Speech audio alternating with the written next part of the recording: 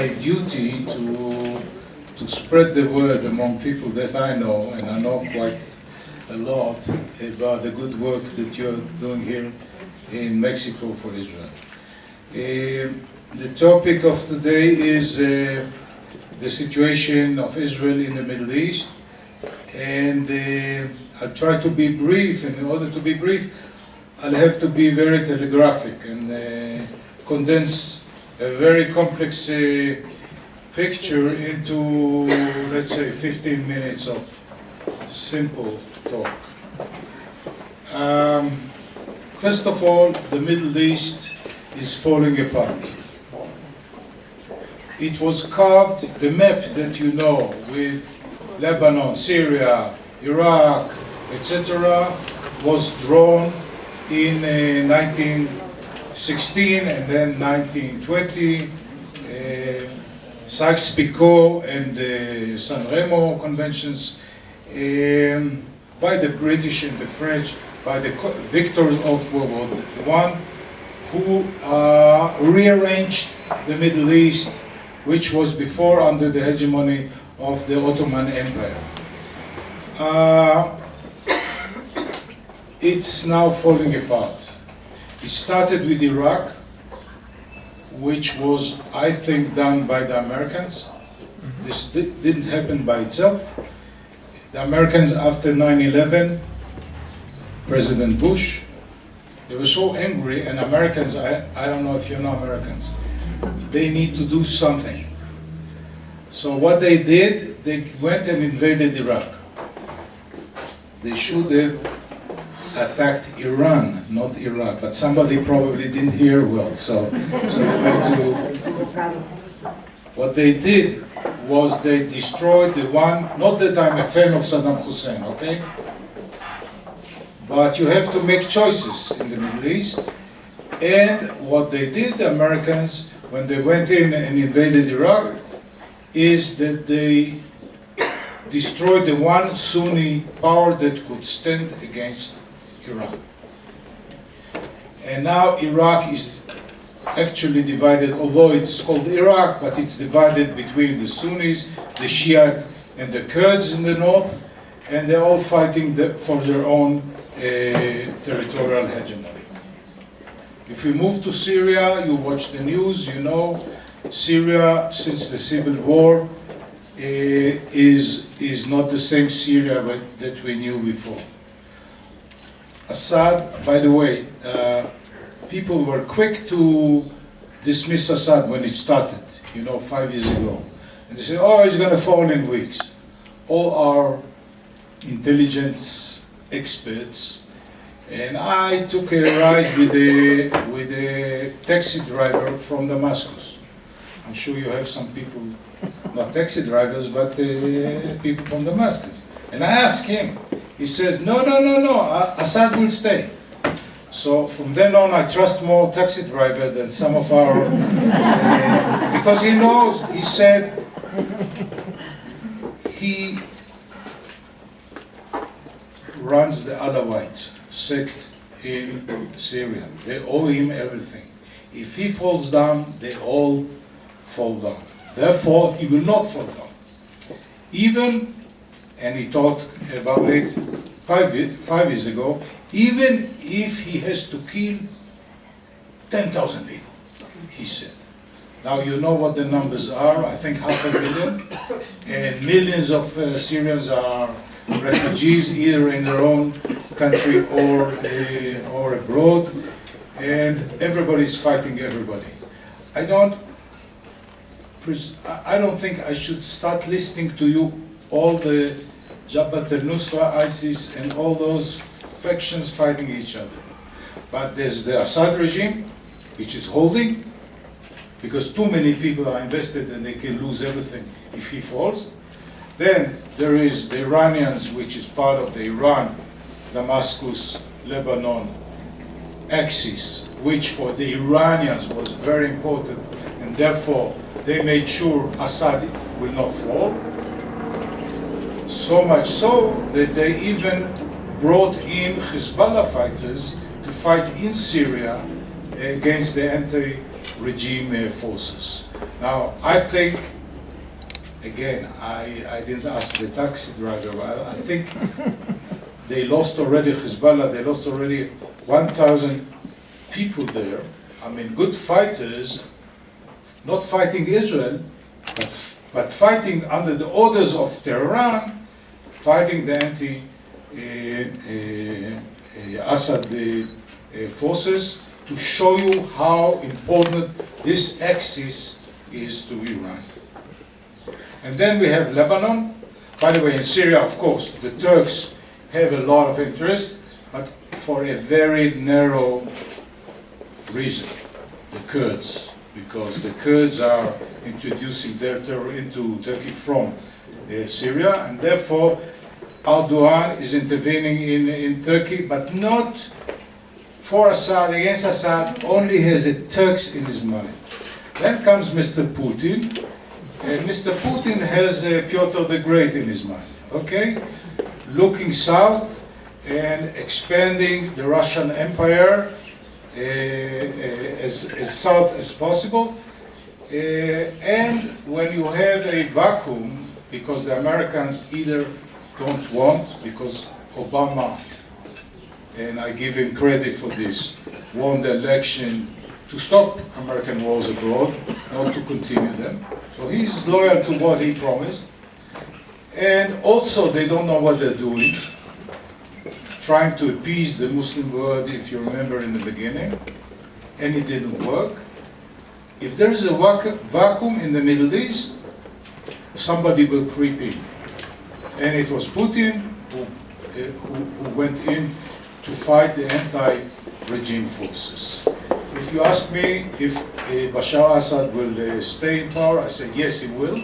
Why? Because both Iran are interested and Russia. Why Russia? Because every time you have a Bashar in place, Putin can say, you know, I was invited to come in again to help my friend Bashar. So this is what we have in Syria. In Lebanon, you have the usual thing. Hezbollah, very involved in the Lebanese politics, and once in a while messing with Israel. But look at this. In 2006, we had war in Lebanon with the Hezbollah. The day, or a week after the war, everybody said the IDF failed. You know, this was not the way, this was not the Six-Day War, this was not... By the way, everyone who looks back and hopes that the past will return, forget about it. The future always holds for us something new, and we should be flexible enough to understand that we will not have the Six-Day War, the Entebbe, these kind of things. You go in, you kick butt, and you go home, and there's victory albums. Forget about it. There's a new situation. Anyway, a week after the Lebanon war, I wrote a piece in The Guardian, which is not the most friendly paper, it's a British paper, not the most friendly to Israel, in which I wrote, don't be so quick to pass judgment on what happened in the war. Time will tell what happened. And what happened, really? 10 years of quiet in the north. And why is that?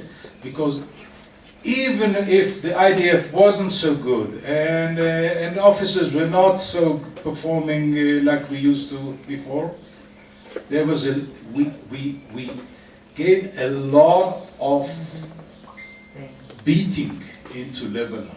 And Lebanese are turning into the Hezbollah and saying, you call yourself the defenders of Lebanon?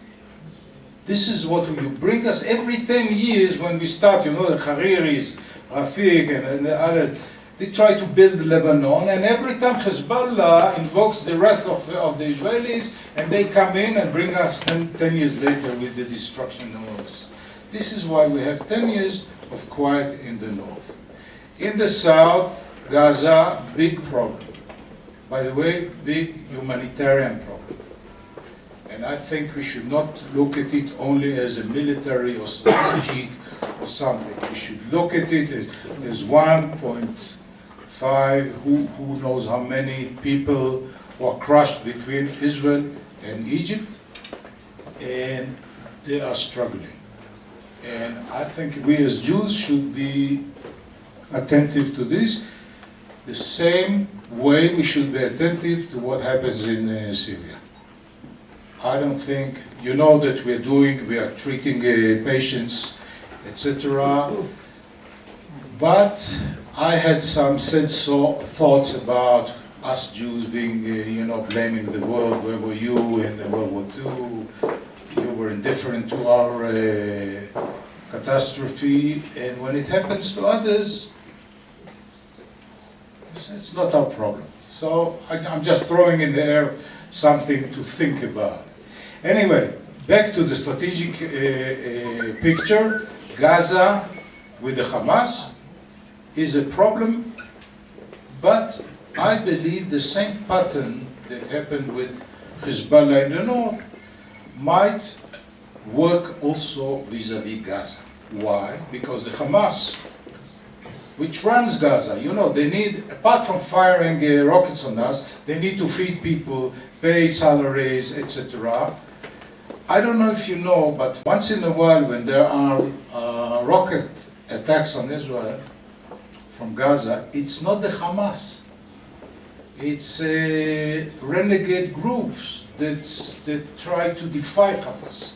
And Hamas is running after them and saying, no, stop. What are you doing? You'll make the Israelis angry. So we have a very peculiar situation in which, yes, we are surrounded by threats, but also by opportunities. So, personally, I have to tell you, soon we're going to sit at the Seder, what we say in the Seder.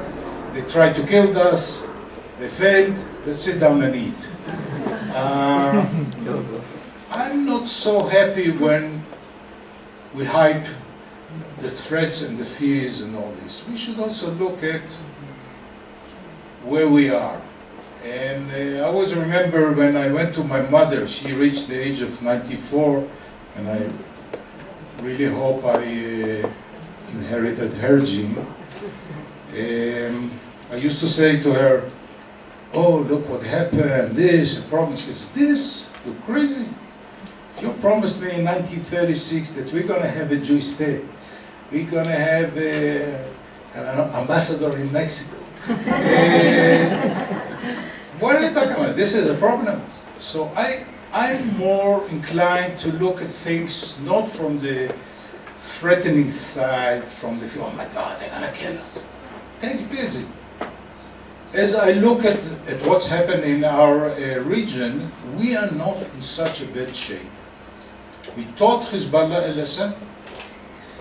It's still armed, it has a lot of Katyushas, and if it happens again, and then my friends from the Air Force, and I'll envy them because they'll fly, and they kicked me out of the Air Force because they said, you're very good, but you're too old, and the young people want to get that. I said, you're doing a big mistake.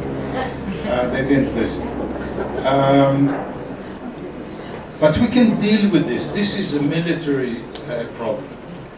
In the east, in the northeast Syria, if you notice what Israel is doing quietly, we try not to interfere with what's going on there. We try not to be sucked into this crazy Syrian mishigas.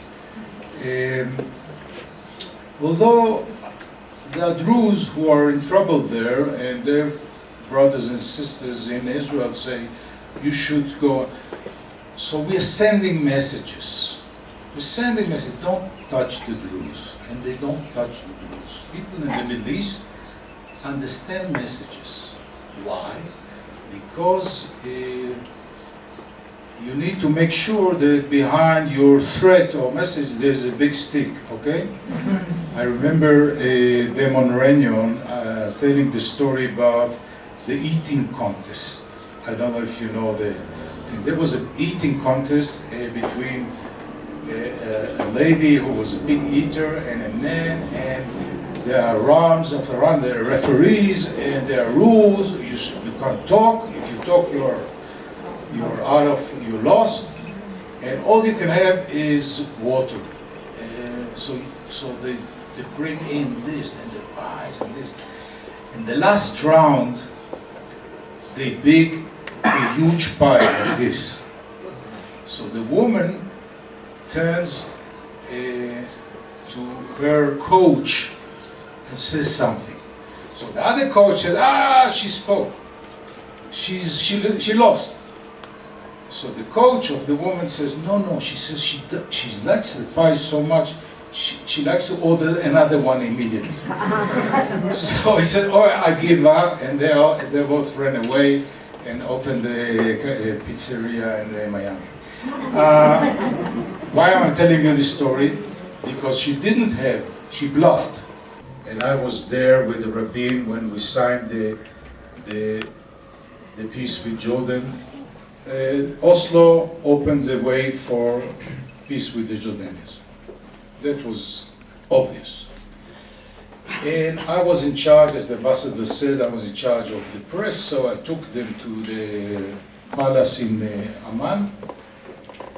And there was the last meeting between King Hussein and Prime Minister Rabin, clearing all the outstanding issues that remained and signing the peace treaty. So Rabin says to me, there was dinner and then they retired to a room, only the two of them, and Rabin says to me, you stay with the press here, because it will take an hour or so because we cover the whole thing.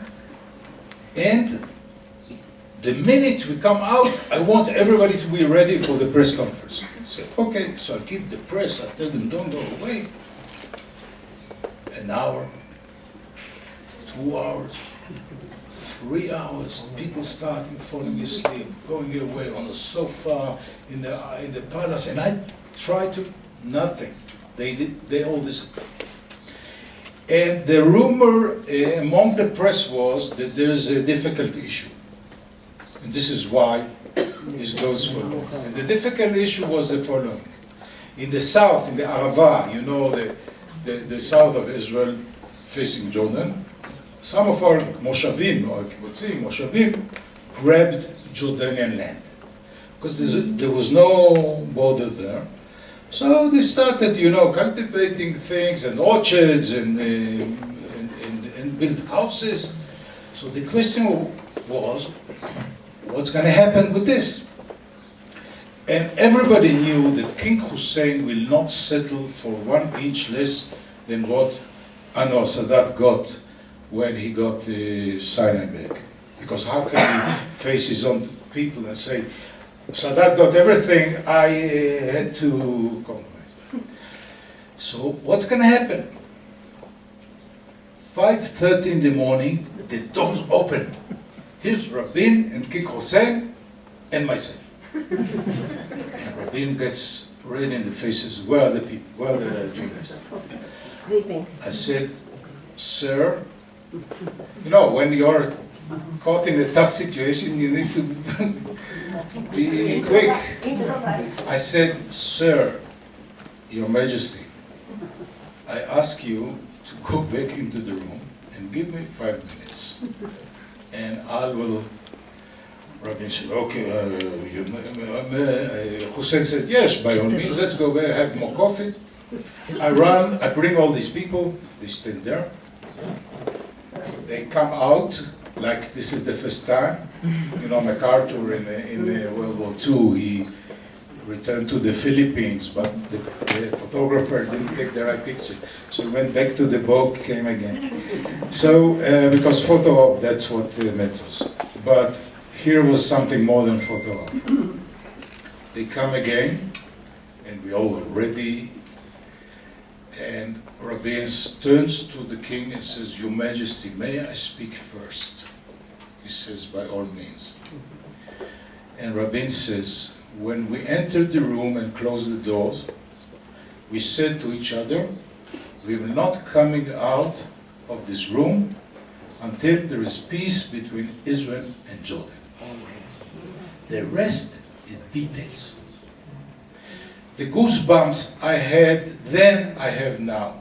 Because this was the meaning of peace. Two leaders understanding that it's a win-win. Okay, so we all... and then comes the question. So what happens with the... So Rabin continues and says, and then we came to the issue of the land in the south. And I said to Your Majesty, to His Majesty, this is of course Jordanian land. But would you listen to me? And His Majesty said, of course I listen, listen to you 999 years. Like it's mine. And I can turn to my own people and say, it's mine, but if I want to listen to the Jews, well, who are you to tell me anyway anything? So creative thinking of two leaders brought us this. And things happened in there, Rabin was assassinated, etc. But the moment I made a point of telling you this because of the opportunities. And once you have peace with Jordan, things happen.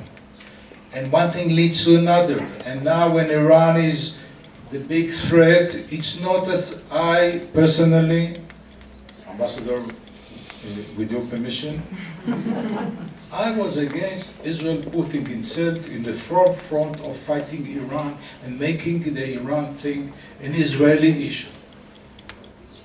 We just read an article by the ambassador of the United Arab Emirates to the United States talking about Iran in a way no Israeli would talk. They hate them and they are afraid of them more than us. And I think the Iranians know they are not irrational people. They are not. They are calculated people. And they are not suicidal people. And if I read in the papers that Israel got a fifth submarine from Germany, and according to rumors, these submarines are the second strike capability of Israel. You know, if you strike Israel, we will destroy you 10 times. Then you think twice, and it worked in the Cold War, this kind of deterrence.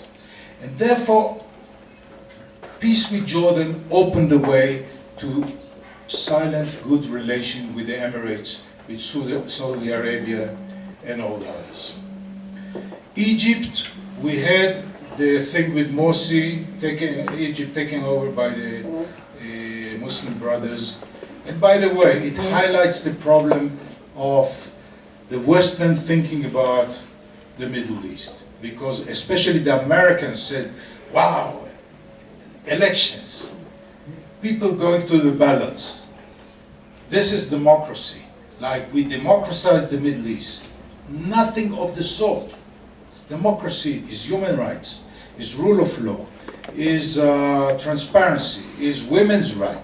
Egypt came back because it's ruled by the army.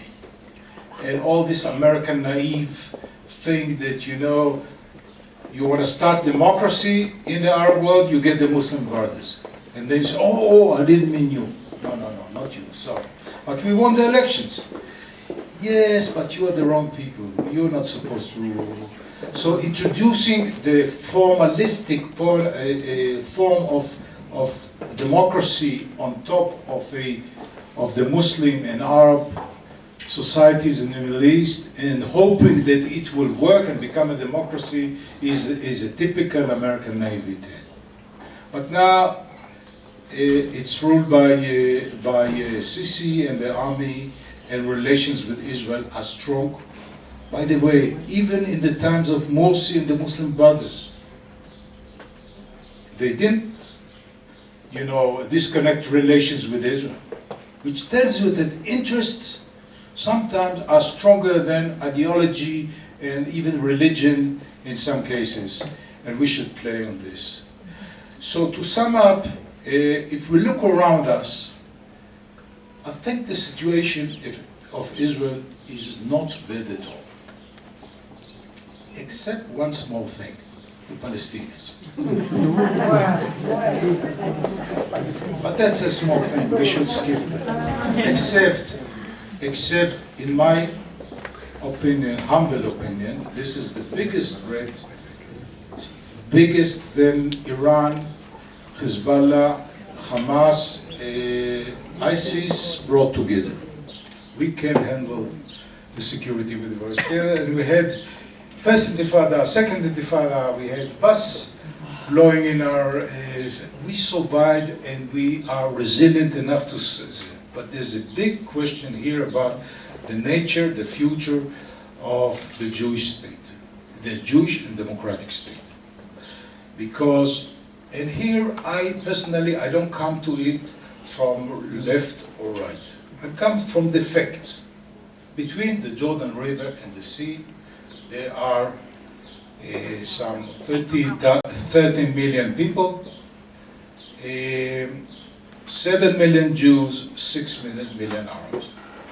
Now imagine that this becomes one country. These are the facts I'm coming from. You know, when my kids were little, I used to read to them stories from the Bible. And for me, Givon, Anatot, Bet El, Shechem, all these places, they mean a lot to me. And I think they belong to us.